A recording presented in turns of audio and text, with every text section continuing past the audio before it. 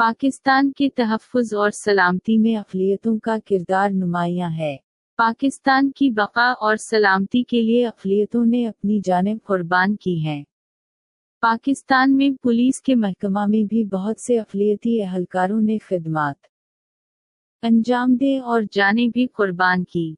23 अगस्त 2024 को माचक के इलाका रहीम यार खान में कच्चा के डाकुओं के साथ पुलिस मुकाबला में 12 पुलिस एहलकार शहीद, जिनमें 3 हिंदू बैरम राम, एराम और राजा कन्वल भी शहीद। 18 अप्रैल 2024 पुलिस एहलकार ज़की हारून मसीह को कोयटा में शहीद कर दिया। 17 फरवरी 2023 को तालिबान ने कराची पुलिस लाइंस पर हमला किया, जिसमें एहलकार अजमल मसीह शहीद हुआ।